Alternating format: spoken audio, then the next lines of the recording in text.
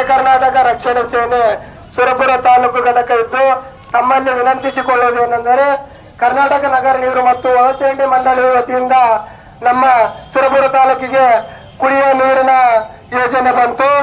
ಸದರಿ ಯೋಜನೆಯು ಸುರಪುರ ನಗರದಾದ್ಯಂತ ಪ್ರಸ್ತುತ ಚಾಲ್ತಿಯಲ್ಲಿದ್ದು ಆ ಒಂದು ಯೋಜನೆಯಡಿ 21 ತಿಂಗಳು ಕಳೆದು ಅದ ನಂತರ ಬಿಲ್ಲನ್ನು ಏಕಾಏಕಿ ಬಳಕೆ ಮಾಡಿದವರಿಗೂ ಬಳಕೆ ಮಾಡದೇ ಇರುವವರಿಗೂ ವಲಸೆ ಹೋಗಿರ್ತಕ್ಕಂಥ ಬಡ ಕೂಲಿ ಕಾರ್ಮಿಕರಿಗೂ ಸಹ ಒಂದೇ ರೀತಿ ಬಿಲ್ಲನ್ನು ನೀಡಿರುವುದು ಇದು ಅವೈಜ್ಞಾನಿಕವಲ್ಲದೆ ಮತ್ತೇನು ಎಂಬುವ ಒಂದು ಉದ್ದೇಶವನ್ನಿಟ್ಟುಕೊಂಡು ನಾವು ಈ ದಿನ ಏನು ನಗರಸಭೆಗೆ ಮುತ್ತಿಗೆಯನ್ನು ಹಾಕಿದ್ದೇವೆ.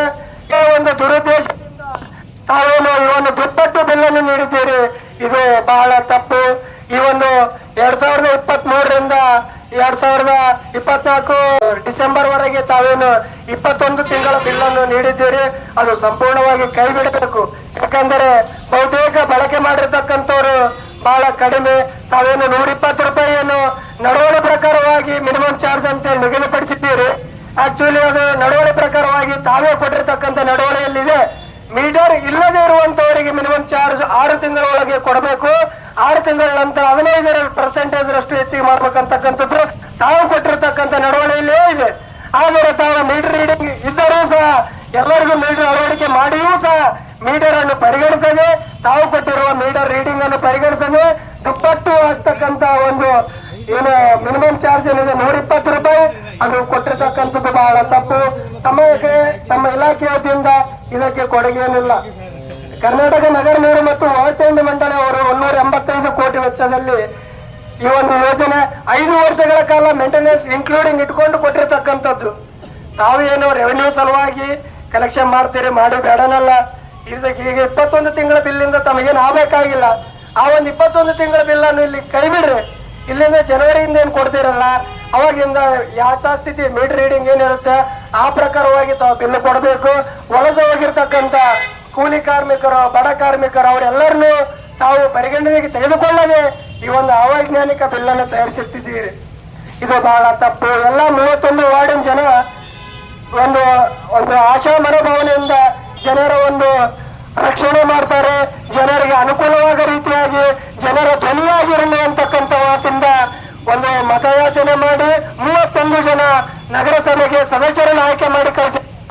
ಆ ನಗರಸಭೆ ಸದಸ್ಯರು ಕೇವಲ ವಲಸೆ ಹೋಗಿರ್ತಕ್ಕಂಥವ್ರನ್ನ ಎಲೆಕ್ಷನ್ ಟೈಮ್ ಅಲ್ಲಿ ಓಟ್ ಹಾಕಲಿಕ್ಕೆ 2,000 ರೂಪಾಯಿ ಹಾಕ್ತೀನಿ ಬರ್ರಿ ಅಂತಾರವನ ಇಂಥ ಟೈಮಲ್ಲಿ ಅವರಿಗೆ ಅನುಕೂಲವಾಗ್ಲಿಕ್ಕೆ ಅವರ ಒಂದು ಬಿಲ್ಲನ್ನು ಏನ್ ನೀಡ್ತಿದ್ದಾರೆ, ಅದಕ್ಕೆ ಬೇಡಪ್ಪ ಬೆನ್ನು ವಲಸೆ ಹೋಗಿರ್ತಕ್ಕಂಥವ್ರಿಗೆ ಅನುಕೂಲ ಆಗಲ್ಲ, ದುಡ್ಕೊಂತಿನಕ್ಕೆ ಹೋಗ್ಯಾರ, ಮನೆ ಕೀಲಿ ಹಾಕೊಂಡು ಹೋಗಿ ಬೆನ್ನು ಹಾಕೊಡ್ತೀರಿ ಅಂತಕ್ಕಂಥ ಧ್ವನಿ ಎತ್ತಕ್ಕಾಗಲಿಲ್ಲ ಅಂದ್ರೆ ನೀವೇದಕ್ಕೆ ಆಗಿರಿ ಸದಸ್ಯರು? ಸುಳ್ಳು ಅವೈಜ್ಞಾನಿಕವಾಗಿ ಮಾಡ್ತಕ್ಕಂಥ ಬಿಲ್ಲಿನೂ ಕೂಡ ನಮ್ಮ ಪೂರ ಸಮ್ಮತಿ ಇದೆ ಅಂತಕ್ಕಂಥ ಮಾತನ್ನು ಹೇಳ್ತೀರಿ. ನಾಚಿಕೆ ಆಗಬೇಕಿದೆ. ನಾಚಿಕೆಗೆ ಹೇಳಿರೋ ಸಂಗತಿ ಇದು. ನಾಚಿಕೆ ಬಿಟ್ಟು ಈ ರೀತಿ ಬಿಲ್ಲನ್ನು ನಿಗದಿಪಡಿಸುವವರಿಗೆ ತಾವು ಸಾಥ್ ನೀಡ್ತೀರಿ ಅಂದ್ರೆ ಎಷ್ಟು ಹೊಲಸಾಗತ್ತೆ ಅಂತಕ್ಕಂಥದ್ದು ಬಹಳ ಕಠೋರವಾಗಿ ನಾವು ಖಂಡಿಸ್ತೀವಿ. ತಾವೆಲ್ಲರೂ ಪರಿಗಣನೆ ತೆಗೆದುಕೊಡಬೇಕು. ನಾವು ಮೇಲಧಿಕಾರಿಗಳಿಗೆ ಮನವಿ ಮಾಡ್ತೀವಿ. ಈ ಬಿಲ್ಲನ್ನು ಡಿಸೆಂಬರ್ 2024ವರೆಗೂ ನೀಡಿರ್ತಕ್ಕಂಥ 1920 ರೂಪಾಯಿ ಬಿಲ್ಲನ್ನು ಕೈ ಬಿಡಬೇಕು. ಈ ಜನವರಿ 2025ರಿಂದ ತಾವೇನು ಯಥಾಸ್ಥಿತಿ ಮೀಟರ್ ರೀಡಿಂಗ್ ಪ್ರಕಾರ ನೀಡುತ್ತಿದ್ದೀರಿ, ಆ ಬಿಲ್ಲನ್ನು ಅದೇ ಬಿಲ್ಲಿನಂತೆ ಎಲ್ಲರಿಗೂ ಕೂಡ ಪಾವತಿ ಮಾಡಕ್ಕೆ ಅನುಕೂಲ ಮಾಡಿಕೊಡಬೇಕು. ಮತ್ತು ಈವರೆಗೆ 1920 ರೂಪಾಯಿಯನ್ನು ಕಟ್ಟಿರತಕ್ಕಂತ ಕೆಲ ಜನಗಳಿದ್ದಾರೆ. ಆ ಬಿಲ್ಲನ್ನು ಈ ಮುಂಬರುವ ರೀಡಿಂಗ್ ಪ್ರಕಾರವಾಗಿ ಬಿಲ್ಲನ್ನು ನೋಡ್ತೀರಿ, ಅದನ್ನು ಕಡಿತಗೊಳಿಸಬೇಕು. ಮತ್ತು ನೇರ ನಗದು ಈ ಒಂದು ಡಿಜಿಟಲೀಕರಣ ಆಗಿರ್ತಕ್ಕಂಥದ್ದು ಏನಿದೆ, ಈಗ ನಾವು ಗ್ಯಾಸ್ ಬಿಲ್ ಅನ್ನು ತಗೊಳ್ತೀವಿ, ಕರೆಂಟ್ ಬಿಲ್ ಅನ್ನು ಕಟ್ತೀವಿ ಫೋನ್ ಪೇ ಮುಖಾಂತರ, ಆ ರೀತಿ ಮಾಡಬೇಕು. ಈಗ ನಾವು ಬಂದು ನೇರವಾಗಿ ಪಾವತಿ ಮಾಡೋ ಅವಶ್ಯಕತೆ ಏನದ? ಇದು ಕರ್ನಾಟಕ ನಗರ ನೀತಿ ಮತ್ತು ಒಳಚರಂಡಿ ಮಂಡಳಿಯಿಂದ ಆಗಿರ್ತಕ್ಕಂಥದ್ದು. ನೇರವಾಗಿ ಸರ್ಕಾರದ ಖಾತೆಗೆ ಹೋಗ್ಲಿ. ತಾವು ಮ್ಯಾನುವಲ್ ಆಗಿ ಯಾಕೆ ಕರ್ಸ್ಕೊಳ್ತೀರಿ? ಸುಮ್ಮನೆ ಇದಕ್ಕಾಗಿ ನಾವು ಬರಬೇಕು, ನೀರಿನ ಬಿಲ್ ಕಟ್ಟಬೇಕು ಸರ್, ನಿಮ್ಮಂದ್ರೆ ಅವಶ್ಯಕತೆ ಏನಲ್ಲ.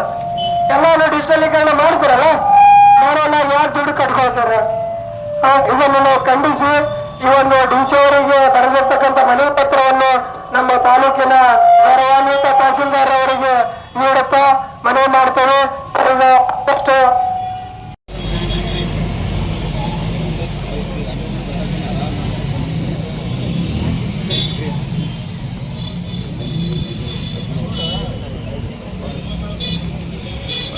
Okay.